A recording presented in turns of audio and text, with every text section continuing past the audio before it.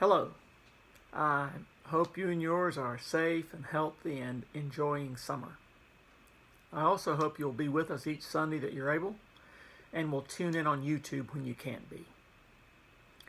Do you ever question your ability to do anything helpful for the kingdom of God? Do you ever look around and imagine that others are so much more spiritually gifted or talented than you and wonder what your role is? Well, you're not alone. When Jesus picked out his 12 disciples, he obviously didn't demand any particular set of qualifications. He didn't seem to care whether they had unusual spiritual insight or proven ability. He didn't seek the best and the brightest, but the ordinary. And they were mostly lackluster, and some seemed like failures by our standards. One was young and inexperienced. Some were unexceptional fishermen. Many grew up in the rocky upland region of Galilee. One was a fanatical Jewish nationalist. Another, a despised tax collector. Peter, denied even knowing Jesus when the chips were down. And then there was Judas, the betrayer. But maybe that makes Jesus' choices even more special. Think about it. It was to these 12 ordinary people who had no particular qualifications that Jesus decided to introduce the kingdom of God. Then he sent them out to do the very same things he had been doing in the world. We know from Matthew and the other gospel writers what a tough, risky mission Jesus's was. Maybe knowing the long odds for this mission, Jesus decided against choosing, pure, pious, spiritual people. Maybe he chose everyday, tough, realistic, ordinary people because the task he sent them to perform was so extraordinary. I don't know. And sending them out with no money or any extra supplies, ensured that they would not only talk about depending on God, but live that way too. Jesus apparently wanted them to learn that part of relying on God meant relying on the hospitality of others. The way Jesus set it up, whatever they offered to others would be offered not out of their own abundance, but out of their own need.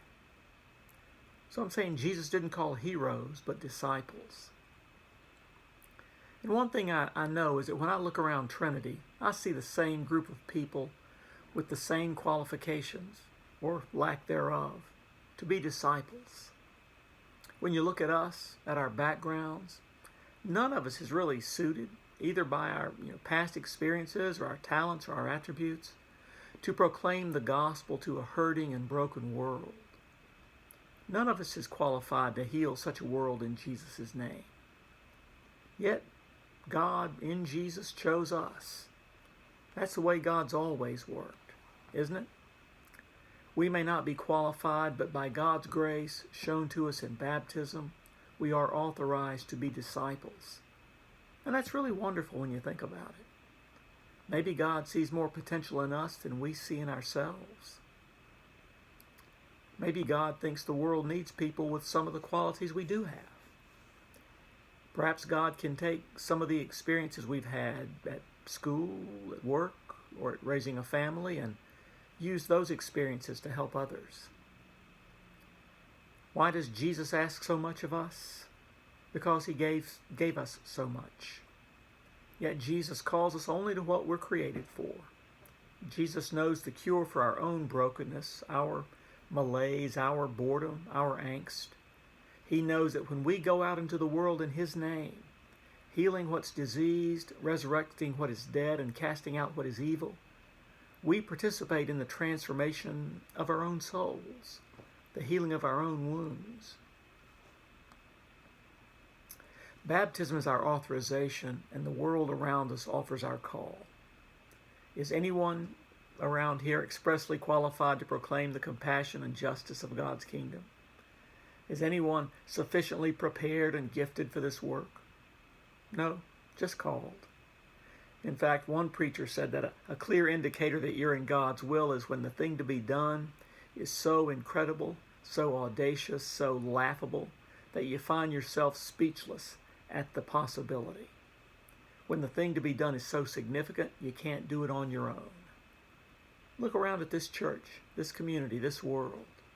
What are those audacious things to be done? And that's usually the way that Jesus works. He didn't call heroes. He seems to delight in taking ordinary, everyday people, people who don't seem to have all the qualifications and credentials, and selects them to be his disciples.